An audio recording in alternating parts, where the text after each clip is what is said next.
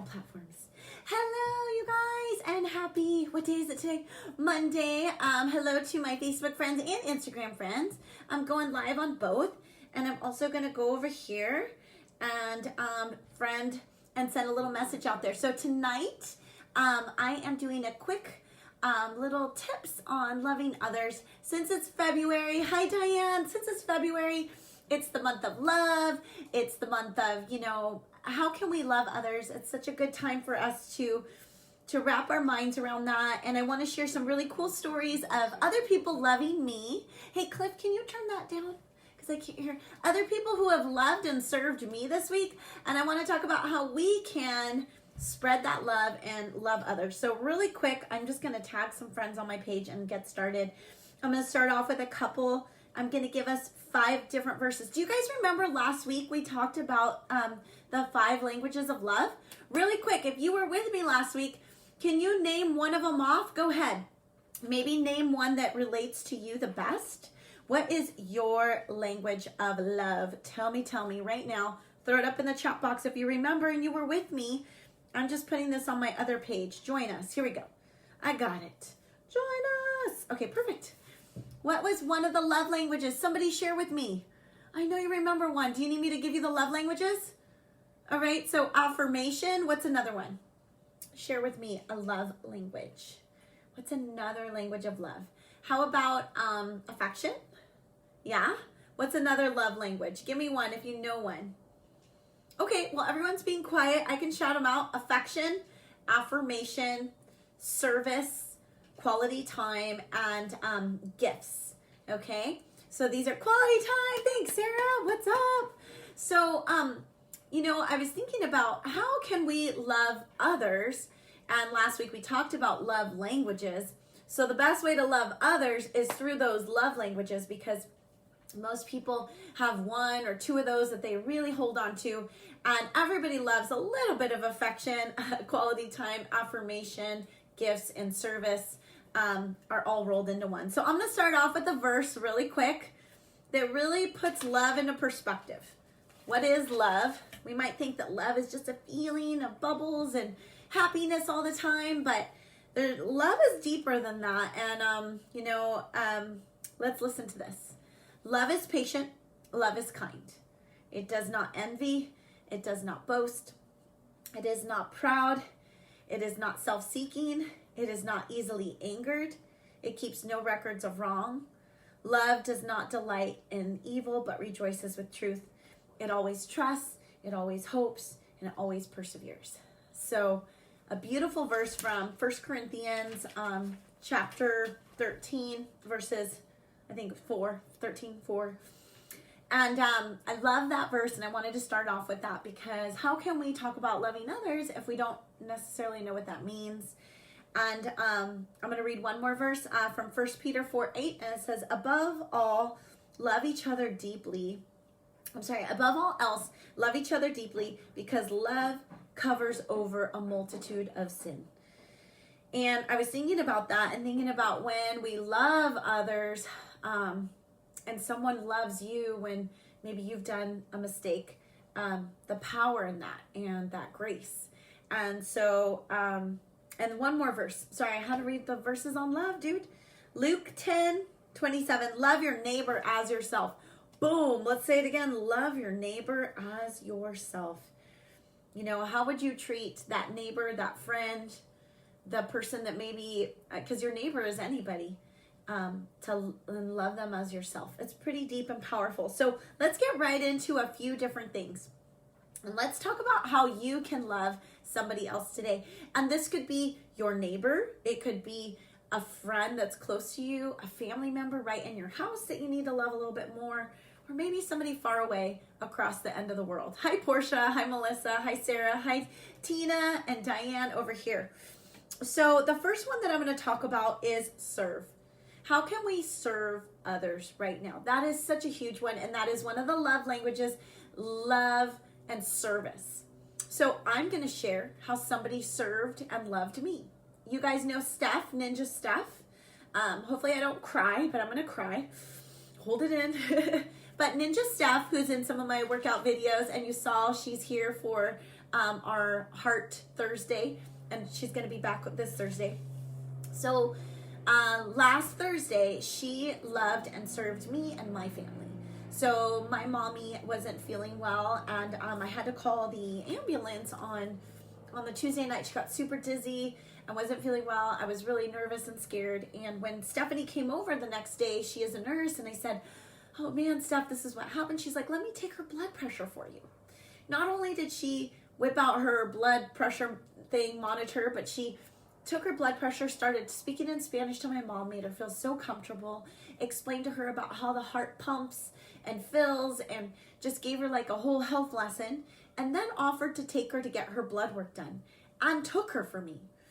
Now, we all know that during like coronavirus and everything, it's like crazy, and we've got our kids at home, and so I had all these things going on, and she really just took this load that I was carrying on my back of like all these things to take care of my mom and my kids and the home, and all these things that were making me feel very overwhelmed. And I really felt like God brought her into my life, and she served me, and she served my mom. And my mom just went with her. I just felt my mom doesn't know her, and she just went with her, and they were all happy together. And it was such a blessing in my life that she served me that way. Look how beautiful that is. She took time out of her day to take my mom to get blood work. She doesn't know my mom. She just did it. And that is an example of service. Now, maybe in your life, you can't think of going to do that for somebody else, but isn't that a beautiful story of service? I just wanted to share that because Stephanie just took time out of her day. So something like that, serving somebody else in a time where maybe they didn't ask. I didn't ask her for that. She just went and did it. Sometimes we don't need to ask people. We just need to do. Because they're going to say no. Everybody feels bad. They're like, oh my gosh, no, don't do that for me. I can handle it. I'm Wonder Woman, yada, yada. When really, sometimes we're falling apart inside. And we just need somebody to just come along and be like, it's okay, girl. I got this. Let me go. Let me take it. She took that. I'm going to cry. And just blessed me. So how can you serve somebody like that? That was a beautiful story I wanted to share about her. Sorry. And so I just wanted to share that with you guys. And another thing that we can do, so serving, just jump in, guys. Just do things for people. If somebody died, just take them food. Don't ask them. Just send them flowers. When my father-in-law died, people sent me little gifts. They offered things. They didn't ask, they just did it. So that's what service means. You don't need to get the okay. Just do it for them. Just do it. They're not going to want to say yes or take your help. Sometimes we're too prideful. That's how you can serve somebody. Make a meal. I love it, Diane. Yes, make a meal for somebody. You know, drop some money off. Maybe they need some money. They don't want to, and maybe you want it anonymous, you know, because you don't want them to feel bad. Somebody's in need, and you just do it. You just put it in their mailbox, boom, and they don't even know it was you. And that's okay. God knows it was you. That's really what matters, right? Another thing is give. Another way we can do is give to others, which is kind of service and giving kind of go together, right? So serving, doing things for people, right? Like acts of service, which is like go and clean their house, go and scrub their toilet. Like when my friend was dying of cancer a couple years ago, I was in a hard time of my life too, and I wanted to serve, and she had cancer, so I would just go and clean her house. And I'm not telling this to get any recognition, but this was something that just came to my mind. I didn't know how to help her because she was sick, but I could go and clean her house so that when she came home, she could feel better, right? So doing something. Then give. So I had a friend this week who knew that I was struggling a little bit with some stuff, and she just came over and was like, here, take this. Take your family to dinner. All these people served me this week. And she just gave me some money to take my family to dinner. Oh, here I go crying again. Goodness gracious, Mary Fulton, stop crying. They're tears of joy, people. Because God always answers those prayers. And when you need something, He is so good. And I love that, Sandy. Always before bedtime, tell your loved ones that you love them. Amen. I love that one. Thank you, Sandy. Even if you're grumpy, just tell them you love them. So give. Maybe it's a meal, like Diane said. Maybe it's giving of your time. Maybe it's giving of some money if they need it, a gift card for food, going to get them groceries, you know, whatever it may be. Maybe it's something small, a little box of chocolates that you can give to them, or maybe it's something bigger, but giving to others. The next three that I want to talk about, I feel like are big ones. So the next one is listening. Listen. I'm going to be quiet for a second. Listen. Being still and listening to somebody. Sometimes people don't need our opinions. They don't need our advice. They just need us to listen. Can you think of a friend right now that you could love in that way by just listening? Or maybe a friend for you that has listened to you and you feel so blessed because you feel heavy-hearted and they just listened to you and they just gave you that love, their time, their energy, their patience. It's a lot, right? We can do that for others. And this is a verse that kind of came to me because I had a little situation this week, and God just that morning gave me this verse, and he said, be quick to listen, slow to speak, and slow to become angry. And I'm so sorry, I don't have which verse it came from, but that's the verse. It came up, I think it was on Friday, and God was telling me, Mary, you talk too much, so you need to listen.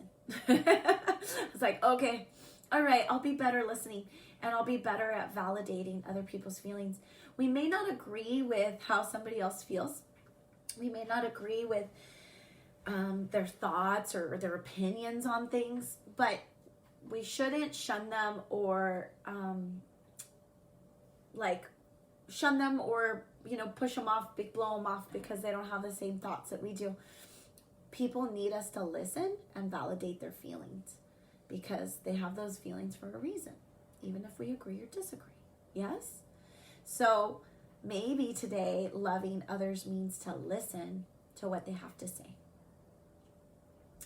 Tell your friends that you're always there for them through good times and bad. Yes, Sandy, always, right? Hey, you know what? Sometimes as humans, we think that our friends aren't going to want to be there for us when we did things that weren't right or the best. But I would say this, people are kind. And, you might be going through something or your friend needs someone to listen and, assure them that it's a safe place and that they can be safe with you and that you have their back and you're not going to judge them and talk about them. That's an important thing too, to not judge them or talk about them. Don't break that trust with that friend, right? And listening is really important. So listen to somebody. Listen. I got to listen more to my older son because I get mad at him. I need to validate his feelings and listen to him and show him that he's loved and respected. Okay, here's another one. Be there for them. We always say, hey, I'm praying for you. Or, hi there, Bennett. I'm praying for you. Or, I could do this. But are we really doing those things? Or are we just saying them so they sound good on paper? They sound good on Instagram and Facebook. But to truly be there for a friend, like Sandy said, I'm going to be here for you. When things are great and when you made some really bad mistakes and you're in the hole, I'm here for you, friend, because that's a true friend.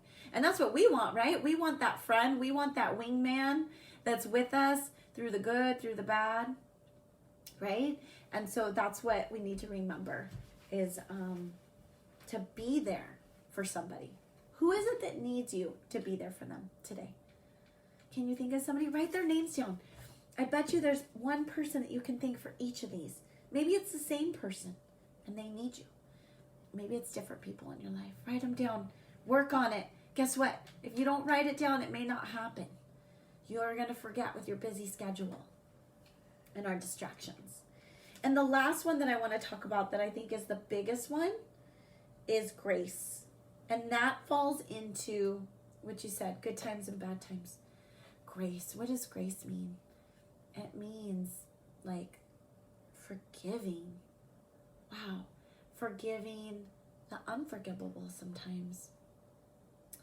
God shows us his love in that he forgives us and he gives us that grace. And have you had a situation in your life where you made a mistake? I'm not going to talk about when someone did something to you. Let's talk about when you did something to somebody else and it was not forgivable. I've hurt some people and they gave me grace. A lot of grace. And I truly came to understand God's grace through it and how much he loves us. And grace is beautiful because there's not one person on this live anywhere on earth that hasn't made a mistake. And think about it next time when someone hurts you and you want to not forgive them. Number one, when you don't forgive them, you're actually chaining yourself to anger, hate, resentment, whatever it is. And number two, wouldn't you, if you were in their shoes, want to be forgiven too? Right? Can I get a little amen out there? How many of you can relate that somebody has forgiven you? Right? Yeah. How many of you can raise your hand and share, you don't have to share a time, but that you would feel so loved and you feel so appreciated that somebody gave you grace. And I've also had people make mistakes with me and hurt me. But God always reminds me that I need to give them grace like he's given me. Forgive them. And because I've hurt people in the past and I know what it's like to hurt somebody else and receive grace, I really want to give grace. And it's such a beautiful gift. I like what you had to say, Sandy. Most important, share your affections always. It's so important to know you are loved. Amen. Yes. And all of us show love in different ways, right? It might be affection. It might be gifts, a service. It might be giving presents. It might be serving. It might be affection. It might be affirmation. There's so many different ways that we can love others. And also the last one, besides grace, which I think is the most beautiful, to forgive and to move on. However that is. I know there's situations that are hard. I understand that. Sometimes you can forgive somebody, but not be close to them anymore, but you still give them that grace. And there's something beautiful about that. And loving somebody.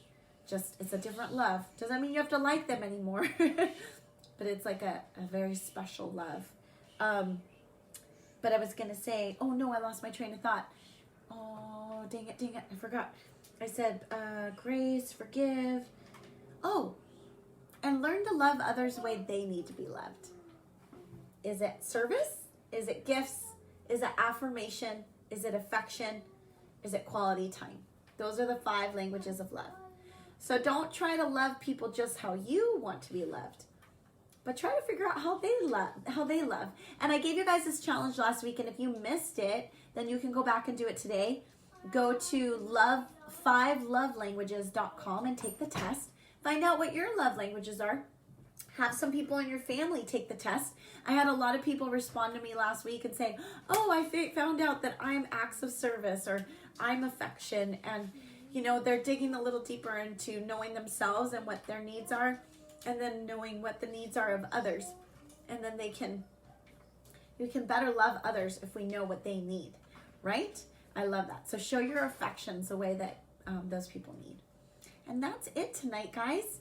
What do you guys think? Do you have any questions? So at the end of the day, serve, give, listen, be there for your friends or loved ones, and grace. These are great ways to show love to others. And I hope that this challenges you to think about, are you loving anybody right now? Are you working through these things? I promise that when we step out of ourselves and we start loving other people, we get so much more joy in serving others. And I'll close off, above all else, love each other deeply, because love covers over a multitude of sin. And that's in 1 Peter 4:8. And then Luke 10:27, love your neighbor as yourself. So go love somebody today. And maybe it's the lady behind you at the checkout stand. Maybe it's paying it back at a Starbucks. Maybe it's the little old lady next door that needs some sweeping. I don't know. Go find out and report back. Let me know. You guys, love you. Have an amazing day, and thank you for being a part of Mary Fulton Fit. Stronger together, mind, body, and soul. God bless you. See you soon.